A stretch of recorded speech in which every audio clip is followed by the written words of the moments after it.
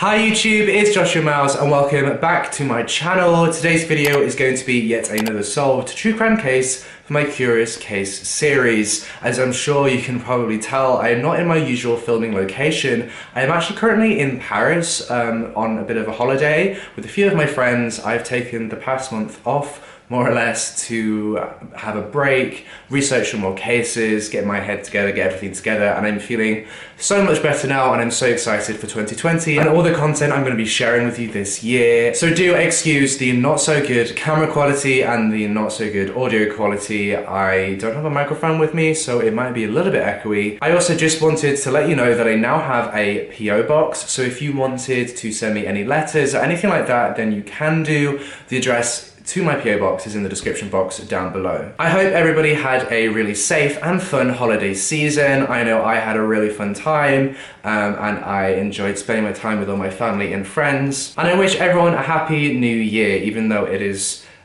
quite into the new year. I hope everyone is having a great new year. I should be posting again twice a week from now onwards. And also should be posting over on my second channel, so be sure to go check that out. I've left a link to my second channel at the top of the description. I'm trying to upload at least once a week over there, so let's see how that pans out. It's my New Year's resolution. I'd just like to point out this video has not been made to cause disrespect or anything like that. It's just been made to spread awareness about this case by compiling information from various different public sources on the internet. Any theories discussed in this case are just that. They are theories, they are not fact, and they shouldn't be taken as such, and any opinions expressed in this video do not necessarily represent, I did that again, I swear I did that in the last video, do not represent the views of myself, law enforcement, or anybody else involved in this case. And with all that being said, let's delve right into this case.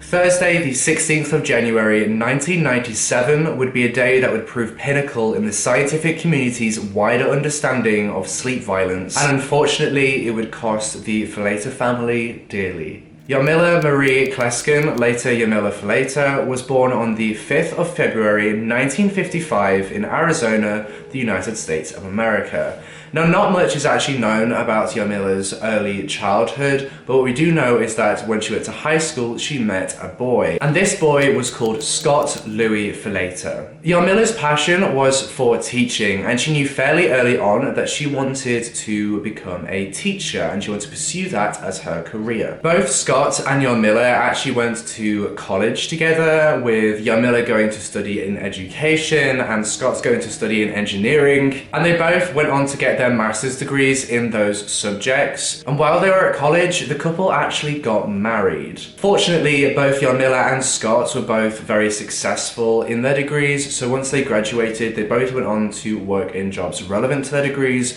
with Jarmila going to go work at a local preschool as an assistant teacher, and Scott going on to work as an engineer. Scott actually began work as a product manager for Motorola's semiconductor unit, and on all accounts, the couple had a very happy marriage. Sure, they had the odd argument every now and then, but no more than the average married couple. The pair were, on all accounts, deeply in love with one another, and they had always been faithful. Due to their jobs, they had a fairly stable financial record, and they had no history of any financial misjuggling or any financial difficulties. They're in a very fortunate financial position. They lived in a moderately sized home in Phoenix, Arizona, and soon had 2 kids, a son and a daughter.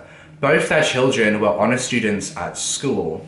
They even adopted a golden retriever and another dog from the local pound, who both quickly became part of the family. By the time Jarmila was 44 years old, the couple had actually begun to plan for their retirement. They both were very active in their local Mormon church, and they were in the very fortunate position to be able to potentially retire early. Due to their religious beliefs as Mormons, they didn't drink and they didn't use substances. However, this dream life that the Felaters had built for themselves was soon to come crashing down all around them. And in a rare murder case, the tragic events that would strike the Felater family would be studied by medical professionals and lawyers from across the world. Let's go back to Thursday, the 16th of January, 1997. The day started off just as normally as every other Thursday that had come before it for the small Arizona family.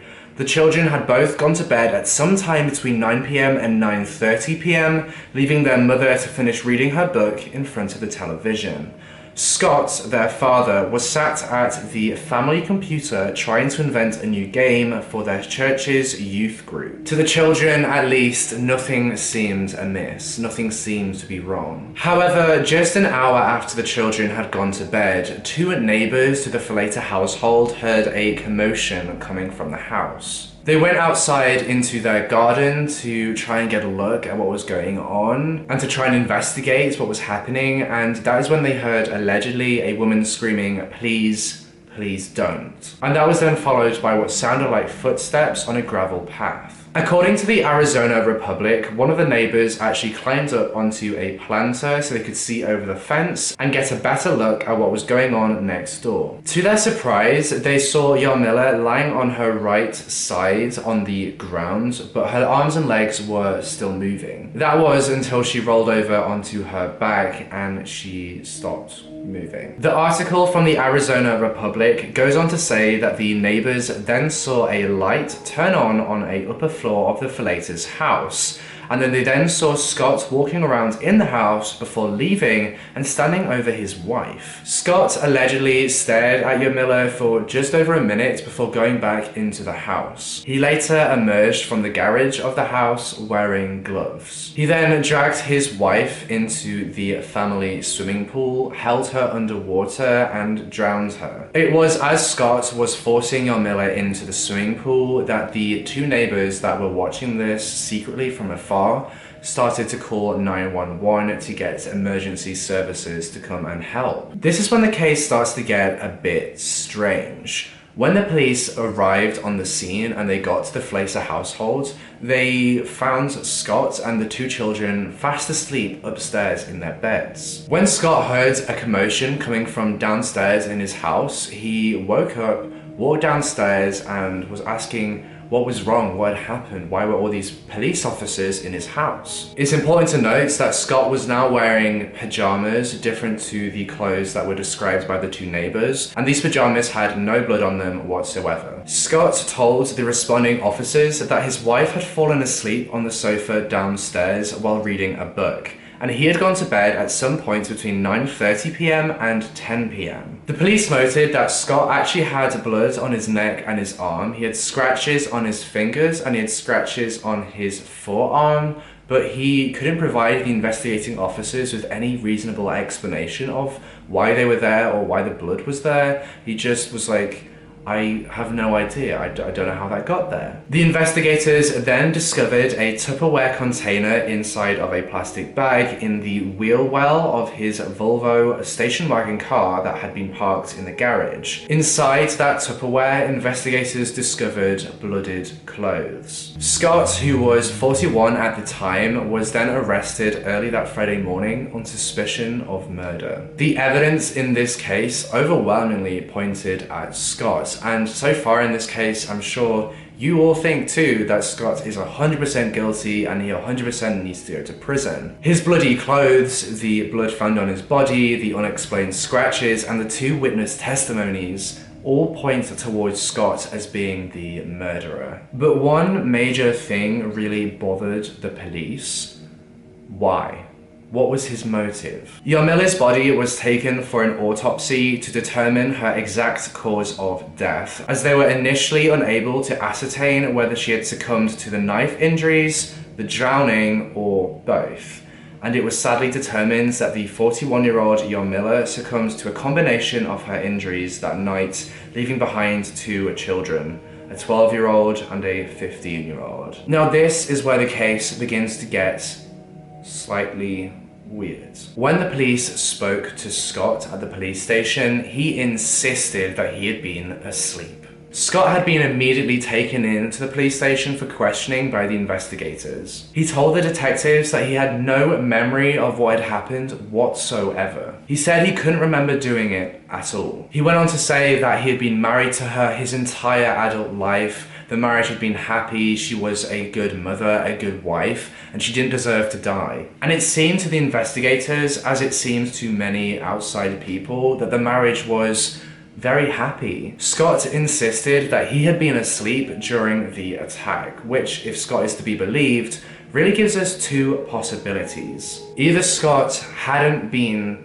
responsible for the murder. There might have been somebody else, a third party, somebody else who had killed his wife, or Scott had killed his wife and blacked out, perhaps due to psychosis, perhaps due to something else, or perhaps due to sleepwalking. Due to the witness statements and the evidence collected from the crime scene, it seemed highly unlikely that a third party had been involved in this murder. Therefore, the investigators began to look towards similar cases where the perpetrator had committed a crime while sleepwalking. Scott's defense team also began to look at these similar cases and began to build a sleepwalking defense. According to psychologytoday.com, one of the most infamous sleepwalking crime cases is the case of Kenneth Parks. In 1987, Kenneth Parks rose one night from bed, drove roughly 14 miles to his in-laws' house and assaulted them.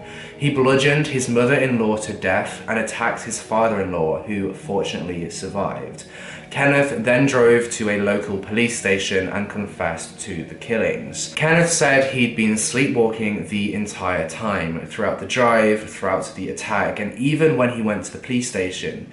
He said that he hadn't been aware of what he was doing and he had only trace memories of the events. Kenneth had a long history dating back to his childhood of complex and extended sleepwalking episodes that were triggered by stress. Around the time of the killings, Kenneth was under significant stress. He had developed a serious gambling problem, he had been fired from his job, and he was facing embezzling charges. Kenneth underwent sleep testing that showed irregular brain activity during his sleep, which are actually consistent with some types of parasomnia. Also, when he arrived at the police station, Kenneth had serious wounds to both of his hands, though the police said he did not appear to be experiencing any pain.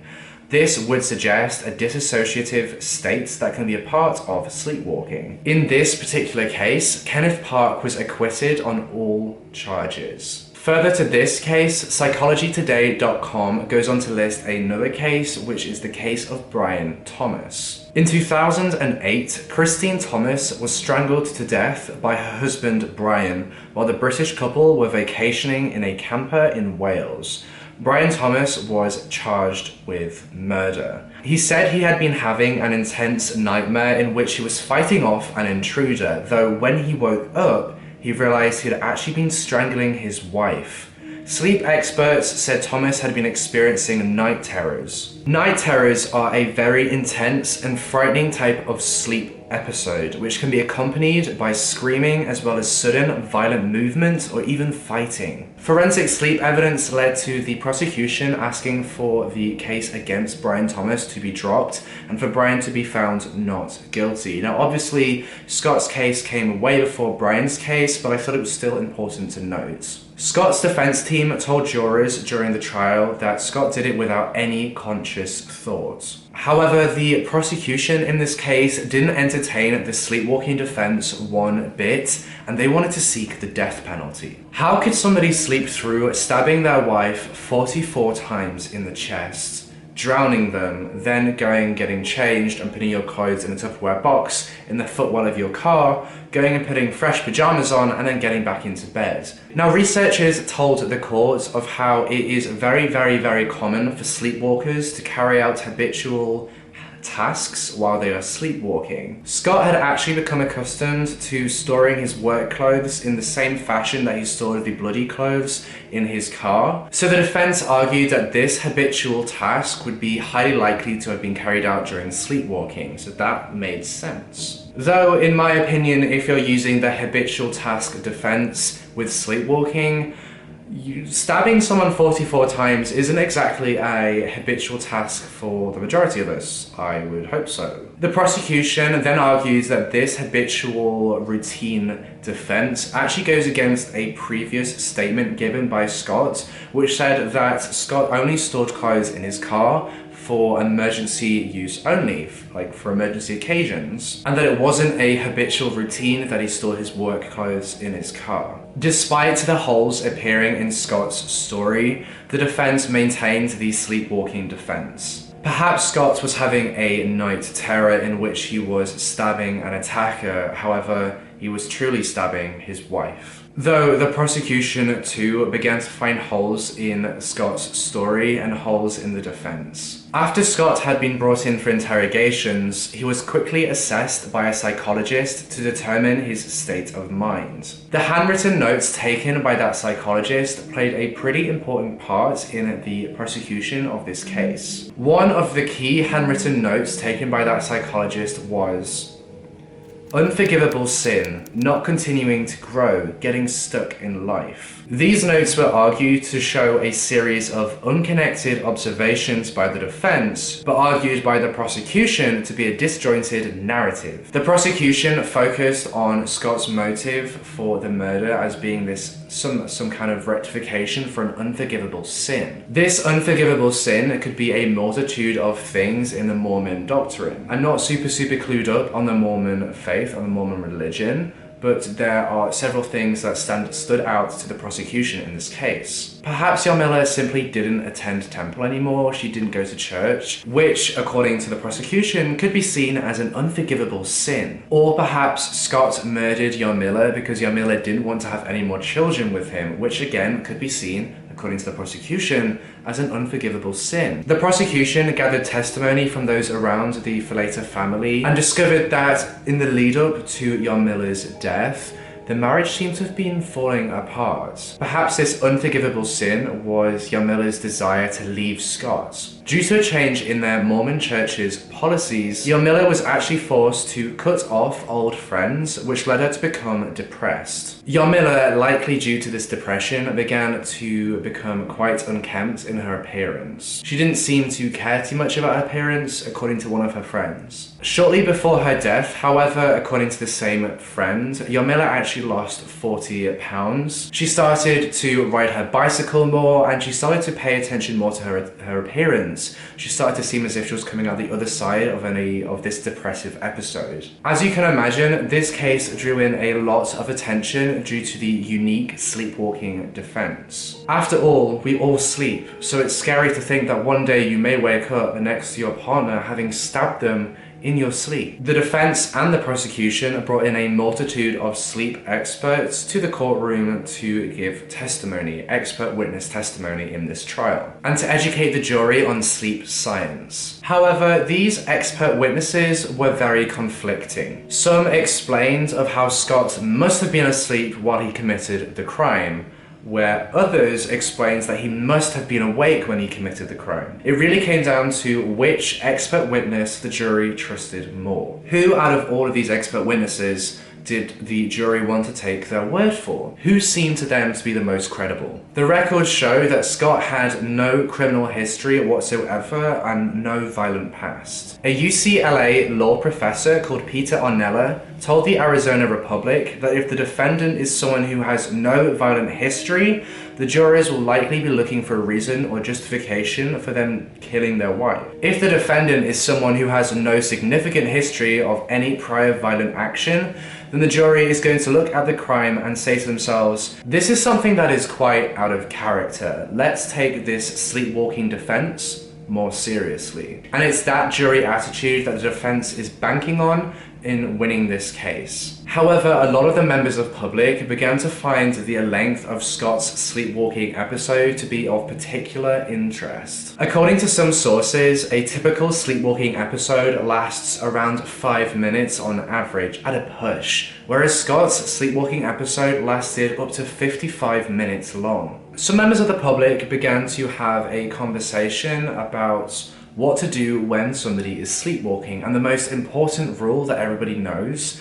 is to not disturb them. The defense told the court of how the Felaters were having issues with their swimming pool's pump system. The defense proposed a theory that Scott had been sleepwalking. He had got up in the night in a sleepwalking state, gone outside and begun to play with the pool pump to try and get it to work again. It's just a chore that he had on his mind, and could have been a task that easily could have been sleepwalked. We all know it's very, very common to dream about things that you have in your mind. It is then proposed that Miller awoke from her sleep on the sofa in the living room, saw that her husband was fiddling with something outside, and went out to investigate and see what was going on and make sure everything was okay. Miller then touched Scott, perhaps to get his attention, not realizing that he was sleepwalking, and in reaction to being touched, it triggered a very violent response from Scott. Perhaps Scott had been holding some kind of knife or a tool or a screwdriver while he was trying to fix the pump in his sleep. And due to being frightened by his wife, he turned around and started stabbing his attacker, which he allegedly thought was going on in this dream. He started stabbing his attacker, which was his wife. And then in this dream, he wanted to ensure that his attacker was dead, so he killed her. He drowned her. But how in all of that do you prove that Scott was asleep? And how do you prove that that was the dream Scott has? You can't. You really can't prove that that was the dream that Scott had. Some expert witnesses told the courts that the more complex an action is, the less likely they are asleep while doing it. Scott then took to the stand to try and convince the jury of his innocence. However, the jury, after 2 hours of Scott giving testimony, were not convinced at all. According to ABC 15, one juror commented after the trial, "I think he could have been sleepwalking when he stabbed his wife. The possibility exists, but we don't know. There is no witness. But when he dragged the body, I think he woke up. He could have been sleepwalking, woke up, and he saw, oh no, look at this, and I think he panicked." The prosecution proposed that Scott may have heard of the Kenneth Parks case, the man who was acquitted of killing his mother-in-law due to sleepwalking, and he used the defense as his backup plan in the event that an unknown attacker ploy failed. The jury then came to a verdict in June of 1999. They deliberated for 8 hours. They found Scott Felater guilty of murdering his wife, Yarmila Felater. Scott now faced 2 possible sentences, the more likely death penalty or the less likely life in prison. Both Scott's children testified in court that they wanted to continue to get to know their father and they wanted to continue to have him in their lives. Yarmila's mother, Scott's mother-in-law, also testified in court to say that she wanted her grandchildren to have their father in their lives despite him being in prison. Subsequently, the judge in this case declined to enforce the death penalty and sentenced Scott Felater to life in prison without the possibility of parole. According to a public study by Maurice O'Hyan and Carlos Schneck titled Violent Behavior During Sleep, Prevalence, Comorbidity and Consequences, violent behaviors during sleep, or VBS, is actually quite frequent within the general population.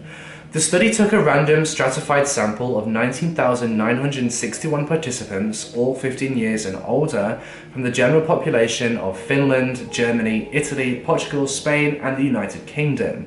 The results had a confidence interval of 95%, which means that these results were fairly accurate. And the study found that VBS, violent behavioral during sleep, was reported by 1.7% of the sample. Further to this, during these VBS episodes, 61.5% of VBS subjects reported vivid dreams, and 24.6% of them hurt themselves or others. Interestingly, but not surprisingly, those with a family history of VBS or sleep terrors reported suffering from those more than those without a family history, which could imply a genetic link. To me, it seems very likely that you could be hit or punched if you are sleeping next to somebody who has a history of VBS or has a family history of VBS, but being stabbed 44 times and then drowns That doesn't seem super likely to me. That doesn't sit right. That's a 50-minute period of a VBS episode. According to a study conducted by the Stanford University School of Medicine, about 8.4 million people, or about 3.6% of the population, are actually prone to sleepwalking. Episodes of sleepwalking are more likely to occur just a few hours after somebody has fallen asleep. Sleepwalking episodes are typically brief, as I mentioned earlier, and can last just a few minutes up to around 5 minutes on average. Again, I find it so hard to believe that a violent sleepwalking episode lasted that long as it did in Scott's case. I couldn't actually determine whether Scott had a record of sleepwalking or a history of sleepwalking. After all, the only person who could be a credible witness to give that information would have been Jarmila herself. I want to know what you guys think of this case. Do you think that Scott was truly sleepwalking, or do you think he was using that defense to cover up what he had done, to cover his tracks? A true concrete motive for this murder also doesn't really exist as far as I'm aware. Would somebody really murder their wife for not having any more children with them? Sadly, people have been killed due to weaker motives before. I don't personally know enough about the Mormon religion to be able to comment on this, but it doesn't seem like a strong enough motive to me. And that's everything that I have for you in today's video. Thank you so much for watching this episode in my Curious Case series. Happy New Year to everybody, and as I said at the beginning of this video, I hope everybody had a safe and fun holiday season. As I said again at the beginning of this video, I'm aiming to get back on a 2-video-a-week schedule on the main channel and a 1-video-a-week schedule on my second channel, so be sure to subscribe to my second channel. You can find it in the iCards, or you can find it at the top of the description. If you want to see more true crime cases just like this one that you haven't really heard of before, then go ahead and hit that subscribe button and hit that bell icon so you can be notified every single time that I post a brand new true crime video. And with all that being said, I'll see you in the next case. Now the time has come. Gotta let go of the past now. It's time to move on. It's time the page has turned and the lights turned on. It's a lesson learned. It's time you gave a chance to the life outside of your head. It's time. It's time. It's time. Gotta run faster, gotta get going now. Your mind was stole. Your eyes weren't the same at all. All this time I've been thinking about you, thinking why'd I gotta